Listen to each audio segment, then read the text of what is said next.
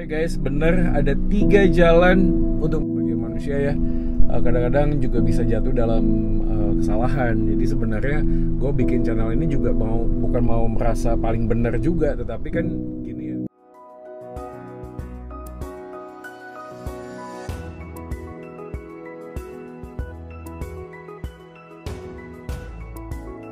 Oke guys, kita udah pergi beli, sempat lihat-lihat YouTube yang terakhir dan responnya luar biasa guys. Thank you so much ya udah mau ngedengerin. Tapi yang menarik adalah ada banyak komentar-komentar yang bisa dilihat di sini. Wow, luar biasa banget. Ya ada yang mensupport juga, ada yang memberikan banyak pertanyaan yang memang membangun. Tetapi ada juga yang kayaknya ya jadi tambah bingung. Oke, jadi dari vlog singkat ini gue mau merespon. Sebenarnya guys, bener ada 3 jalan untuk merespon para netizen. Sebelum melanjutkan videonya, silahkan pencet tombol like dan share video ini sebanyak mungkin, dan jangan lupa untuk tekan tombol subscribe guys.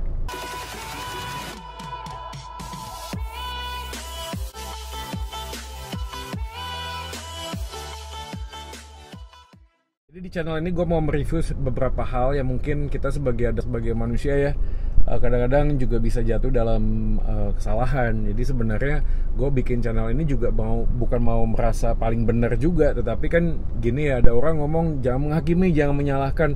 Sebenarnya enggak sih, gue lebih kepada sebuah concern aja. Minimal teman-teman semuanya punya pemahaman yang lain, punya opsi lah, minimal punya pilihan untuk pendapat yang lain. Dan saya sih berharapnya melalui pendapat yang lain itu kita bisa sama-sama belajar. Oh iya ya, ternyata ada juga nih yang berpendapat demikian. Nah, aku sih berharap melalui YouTube vlog yang kedua ini gue bisa memberikan sebuah gambaran yang penting, yang meresponi beberapa komentar dari teman-teman sekalian. Teman-teman, pada waktu membuat bagian ini ada orang yang memang kagum banget sih sama hamba Tuhan, dan nggak terlepas gue juga sebenarnya. Gue juga sempat kagum sama beberapa orang seperti ini. Raffi Zacharias juga orang yang gue idolakan waktu itu. Bahkan gue sampai belajar ke tempatnya di India untuk mendapatkan banyak hal. Tapi ternyata setelah beliau meninggal dunia, ada banyak hujatan yang berkaitan dengan kehidupannya, kehidupan seksnya yang mungkin bisa dikatakan menyimpang kali ya. Teman-teman yang belum menonton reviewnya bisa lihat langsung, channelnya ada di sini, linknya ada di sini. Dan gue sih berharap kita semuanya bisa lebih dewasa gitu ya. Di channel ini juga gue ngebahas tentang Ahok.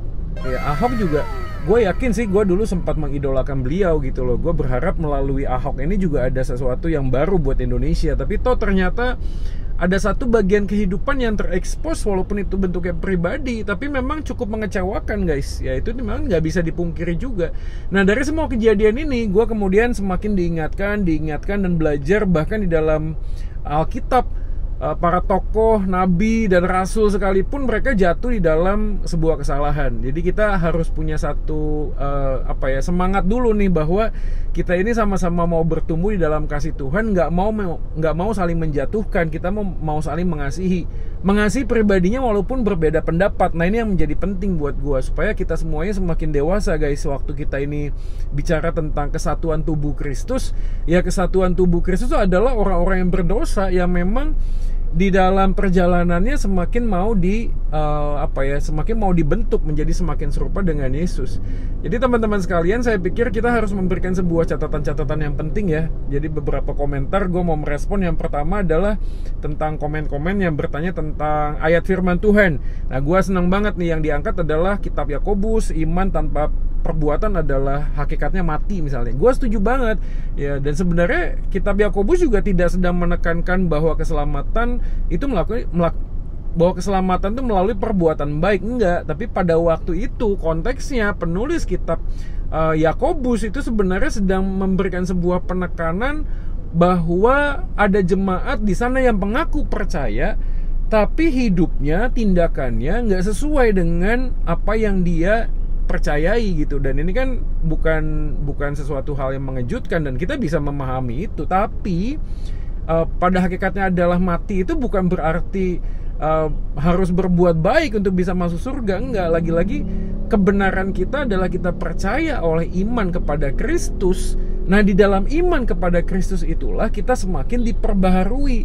Kita punya kekuatan, kemampuan, motivasi yang murni untuk berbuat baik, bukan untuk masuk surga, tapi sebagai bentuk rasa terima kasih, ucapan syukur kepada Tuhan yang sudah mengasihi kita. Dan di video sebelumnya kan gue mau menekankan itu sebenarnya. Jadi yang gue mau kasih masukan buat teman-teman sekalian adalah, selama kita tidak menempatkan Yesus sebagai pusat dan sumber motivasi perbuatan baik kita, kita pasti akan jatuh dalam sebuah perbuatan baik yang sebenarnya jahat gitu loh. Kita nggak suka sama Yesusnya sebenarnya, gue cuma pengen masuk surganya dan gue memanfaatkan Yesus. Nah, ini kan apa bedanya dengan prosperity gospel, misalnya Injil kemakmuran, yang memang mengajarkan orang yang percaya pada Yesus itu bisa sukses, bisa sembuh dari sakit, dan lain sebagainya. Sekali lagi, gue nggak mau ngomong bahwa Tuhan tuh nggak bisa kasih kita mujizat, nggak bisa kasih kita berkat, enggak sih. Tapi buat gue yang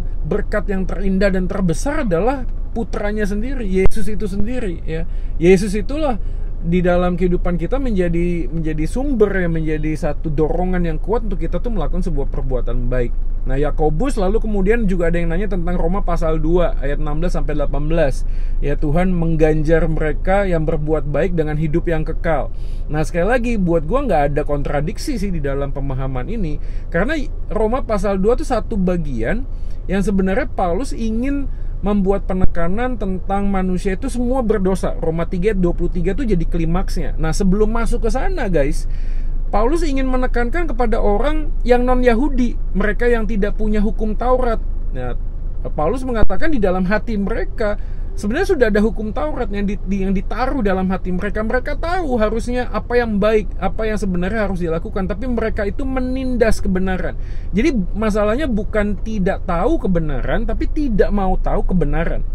Tapi setelah itu Paulus melanjutkan kepada bagian yang kedua. Kelompok apa? Orang Yahudi yang merasa mereka punya hukum Taurat guys. Nah, mereka punya hukum Taurat. Paulus mengatakan, engkau yang berkata jangan membunuh, engkau sendiri membunuh. Jangan menipu, engkau sendiri menipu. Nah, itu adalah masuk dalam pasal 2 tadi yang kita sedang ngomong.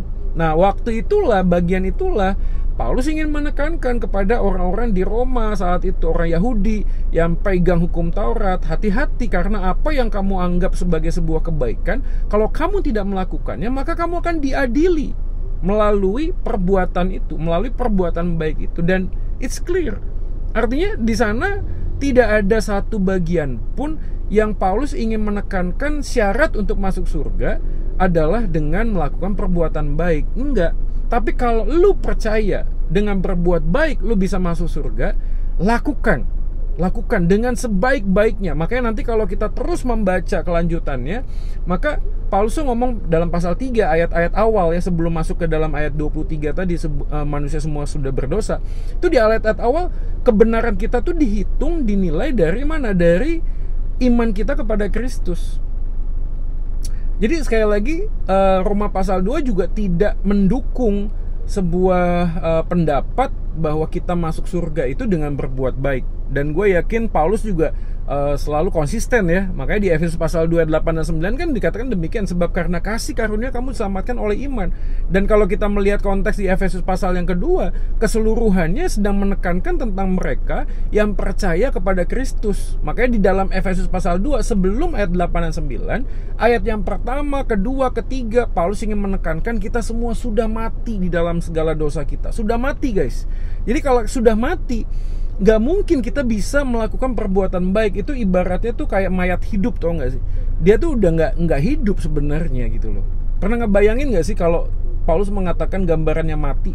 Mati tuh gak punya, ya katakanlah seperti kucing mati, di hidungnya tuh dikasih ikan teri gitu ya, ikan asin gitu ya, dia gak akan pernah bisa merespon gitu loh, karena dia mati, gak bisa merespon. Nah, inilah penekanannya bahwa manusia ketika dia jatuh dalam dosa, dia mati. Dia tidak pernah bisa merespon terhadap sebuah kebaikan. Oh Pak, ada orang yang baik lalu nggak percaya Yesus. Nah, ini yang menariknya kan. Dan teman-teman bisa leave komen nih di bawah ini, karena gue juga akan bertanya, kalau memang perbuatan baik bisa menyelamatkan, lalu bagaimana dengan orang-orang yang berbuat baik tapi nggak percaya pada Yesus, guys. Menurut kalian gimana? Silakan leave komen Anda di bawah sini ya. Dan saya sih mau tetap memahaminya gini ya guys ya, bahwa diskusi apapun yang kita bicarakan, apalagi berkaitan dengan keselamatan, buat gue esensinya itu bukan hanya sekedar masuk surga. Esensinya itu bukan itu. Karena gue yakin sekali bahwa apa yang kita yakini sebagai sebuah bentuk relasi di dalam Tuhan itu mengubahkan hidup, ya, mengubahkan hidup. Dan gue yakin sekali bahwa konsep keselamatan by grace, only by His grace gitu lah, membuat kita tuh bisa tidak jatuh di dalam legalisme. Tahu nggak ya? Legalisme tuh orang yang datang kepada Tuhan hanya untuk aturan-aturan, seperti orang Yahudi, untuk aturan-aturan supaya bisa diperkenan oleh Tuhan. Dan gue yakin semua aturan yang kita lakukan semata-mata karena kita itu ingin masuk surga, itu pasti akan menjadi sebuah kejahatan sih. Pasti akan sebuah kejahatan. Karena motivasi kita nggak murni. Kita lebih kepada itu tadi, menjadikan perbuatan baik itu sebagai satu anak tangga ya, untuk meraih sebuah hadiah yang lebih besar. Dan tujuannya buat siapa? Buat gua, buat kita guys. Dan masa sih kita berbuat baik hanya semata supaya kita masuk surga? Enggak lah. Kita justru sudah diselamatkan. Kita sudah diselamatkan, maka kita mengucap syukur dengan bentuk apa? Sebuah relasi. Jadi bukan transaksi lagi. Bukan gua baik, Tuhan baik, gua baik, Tuhan akan kasih gua surga. Itu namanya transaksi gitu loh. Tapi kalau misalnya relasi adalah, ya walaupun kita ini bisa jatuh, tapi kita nggak akan pernah berkubang dalam dosa. Kenapa? Karena adalah Roh Kudus. Dia adalah roh kebenaran yang akan mengingatkan kita kepada semua yang sudah Yesus ajarkan kepada kita. Dan sekali lagi, Efesus pasal 1 juga menjelaskan itu, ayat yang ke-13 atau 14. Roh Kudus yang diberikan menjadi jaminan, dimeteraikan di dalam kehidupan kita. Maka gue tetap yakin bahwa keselamatan kita tidak tergantung kepada kesetiaan kita kepada Tuhan, tapi semata-mata bersandar pada kesetiaan Tuhan kepada kita. Karena kita nggak akan pernah mampu untuk memegang keselamatan itu. Nggak pernah bisa mampu guys ya. Hari lepas hari, menit demi menit, jam demi jam kita bisa jatuh ke dalam dosa. Nah ini poinnya sebenarnya. Jadi beberapa teks-teks lainnya yang mungkin teman-teman mau tanya, silakan juga bisa leave komen lagi di sini. Coba kita nanti punya waktu bisa membahasnya ya. Tapi paling tidak di akhir vlog ini, karena gue masih ada di parkiran, abis ini gue mau balik dulu. Gue mau kasih respon itu tadi. Ada 3 jalan sebenarnya untuk memastikan apa yang kita menjadi diskusikan. 3 jalan. Jalan yang pertama adalah tetap memberitakan kebenaran dengan kasih dan motivasi yang benar. Ya, dengan kasih dan motivasi yang benar. Ini mumpung gue pegang handphone, gue bacain aja nih 1 Korintus pasal 13 ayat 1. Sekalipun aku dapat berkata-kata dengan semua bahasa manusia, bahasa malaikat, tetapi jika aku tidak mempunyai kasih, aku sama dengan gong yang berkumandang dan canang yang bergemerincing. Sekalipun aku mempunyai karunia untuk bernubuat, dan aku mengetahui segala rahasia dan memiliki seluruh pengetahuan, dan sekalipun aku memiliki iman yang sempurna untuk memindahkan gunung, tetapi jika aku tidak mempunyai kasih, aku sama sekali tidak berguna. Ini poin pertama gue sih. Ayo guys, come on. Hari ini siapapun yang nonton vlog ini, gue sih mengajak kita untuk saling melengkapi deh gitu ya. Gue bukan ngomong kok nggak telepon Bu Heninya ya. Buat gue juga mungkin kalau gue bisa telepon, gue nggak tahu teleponnya. Kalau ada yang bisa nyambungin, oke aja sih. Coba nanti gue habis ini coba gue DM ya. Mungkin apakah itu penting juga buat beliau, gue juga nggak ngerti sih. Tapi yang buat gue yang utama, yang penting adalah kita semua guys, sebagai anggota tubuh Kristus, sebagai gereja Tuhan. Kalaupun ada pendapat yang lain, berbeda pendapat, that's okay. Tapi berbeda pendapat bukan menjadi alasan untuk kita saling membenci. Nah itu poin yang pertama. Ayo kita tetap beritakan dengan kasih, dengan motivasi yang murni. Sekarang buat apa sih? Oke deh, ada yang ngomong cari traffic untuk follower, untuk likes, untuk subscriber dan lain sebagainya. Gue bukan menampik dan naif, itu nggak penting gitu loh.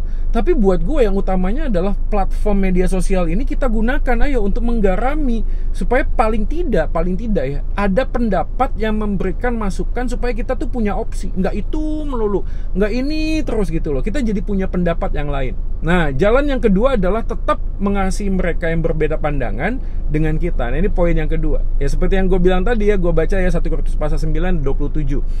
Tetapi aku melatih tubuhku dan menguasai seluruhnya, supaya sesudah memberitakan Injil kepada orang lain, jangan aku sendiri ditolak. Gua tahu gua banyak kesalahan, gua tahu gua banyak ketidaksempurnaan. Ya mungkin gua menyampaikan sesuatu yang menyinggung hati kalian semuanya. Gua minta maaf sih guys, tapi paling tidak gua mau ngomong juga bahwa apapun yang gua mau sampaikan adalah apa yang Alkitab katakan. Jadi kalau kita ngomong jangan saling menghakimi,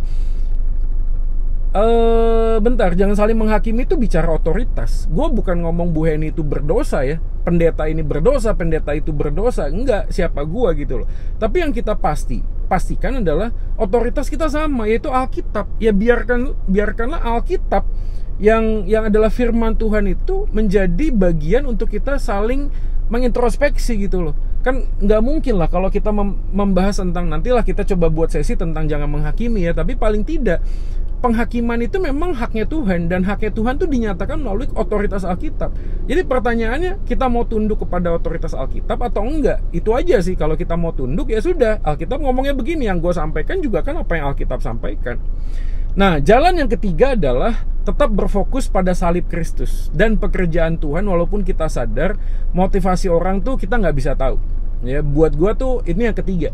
Fokus kepada salib Kristus, kematian dan kebangkitan Yesus tuh menjadi pusat ya. Jesus be the center of our life, of our ministry. Tetap salib Yesus, kematian Yesus, kebangkitan Yesus itu menjadi poin penting yang membuat kita tuh different, tau gak sih? Ini bukan masalah kita punya agama apa enggak. Buat gue yang utama, yang penting adalah gimana kita bisa melihat bahwa salib Kristus itu memberikan sebuah pengharapan dan jalan di tengah-tengah kehidupan kita yang saat ini lagi sulit gitu loh. Ini bukan cuma sekedar kita kerja, relasi, enggak, tapi apa sebenarnya yang kita mau cari gitu loh. Apa yang berarti dari sebuah nilai di dalam kehidupan yang kita sedang jalani, apa yang sebenarnya berarti. Dan buat gue adalah tetap pengorbanan Kristus adalah permata yang terindah ya, nggak bisa digantikan dengan apapun. Nah kalau gue bacain di Filipi pasal 1 ayat 15, dia ngomongin gini nih oleh Paulus. Ada orang yang memberitakan Kristus karena dengki dan perselisihan, ada pula yang memberitakannya dengan maksud baik. Mereka ini memberitakan Kristus karena kasih, sebab mereka tahu bahwa aku ada di sini untuk membela Injil. Nih waktu Paulus ada di sebuah penjara ya. Tetapi yang lain karena kepentingan sendiri dan dengan maksud yang tidak ikhlas. Ada nih, Paulus dan ngomong begitu. Sangkanya dengan demikian mereka memperberat bebanku dalam penjara, tetapi tidak mengapa. Sebab bagaimanapun juga Kristus diberitakan baik dengan maksud palsu maupun dengan jujur. Tentang hal itu aku bersukacita. Nah ini poin yang kita bisa pelajari guys. Walaupun Paulus dalam situasi yang sangat sulit saat itu, tapi tetap mau percaya bahwa apapun motivasi orang-orang yang memberitakan tentang Kristus, yang penting Kristus tetap diberitakan. Dan bagi gue 3 jalan inilah menjadi satu, ya buat gue sih seperti apa ya, seperti satu kesamaan lah buat kita ya. Kita mungkin berbeda-beda pandangan, gue tetap percaya kita saling mengasihi lah ya. Bukan cuma sekedar kita loh yang berbeda pandangan tentang teologis, tapi teman-teman kita, saudara-saudara kita. Misalnya mereka yang menganut LGBT ya. Terakhir gue ada satu podcast juga dengan teman-teman SMA membahas itu. Dan PR besar gereja adalah kita kan cepat menilai dan cepat menghakimi melalui apa yang kelihatan gitu loh. Kita nggak bisa untuk acceptance, tau gak sih? Kan kasih itu kan dimulai dengan penerimaan ya. Menerima apa? Menerima perbedaan. Ya menerima perbedaan. Gue yakin menerima perbedaan, penerimaan itu adalah sebuah jalan untuk kita bisa belajar saling mengasihi di tengah keperbedaan kita. Ya apapun itu bentuknya. Dan gue yakin juga, gue sebagai mantan pecandu narkoba guys, gue yakin sekali bahwa nilai kebenaran itu harus berjalan bersamaan dengan kasih. Karena kebenaran tanpa kasih itu arogansi, tau gak sih? Tapi kasih tanpa kebenaran itu jadinya kompromi ya, kompromi. Kita ngomong mengasihi. Buat gue kedua-duanya tuh ya itu tadi, tell the truth with love ya, nyatakanlah kebenaran dengan kasih. Jadi kasih dan kebenaran itu berjalan bersama-sama. Oke, dari gue itu aja. Jangan lupa teman-teman sekalian, ayo kita bersemangat untuk belajar firman Tuhan. Gue thank you berat buat semua teman-teman yang sudah komen. Dan yang belum komen silakan komen di vlog ini. dan berikan pendapat yang saling membangun satu dengan yang lain. Dan buat kalian semua guys, jangan lupa untuk share video ini sebanyak mungkin, pencet tombol like, dan jangan lupa yang belum subscribe channel YouTube ini untuk kita bisa mendukung pelayanan Tuhan bersama-sama melalui platform media sosial ini. Kiranya Tuhan Yesus memberkati kita semua, dan Soli Deo Gloria, Tuhan Yesus memberkati. Pamit.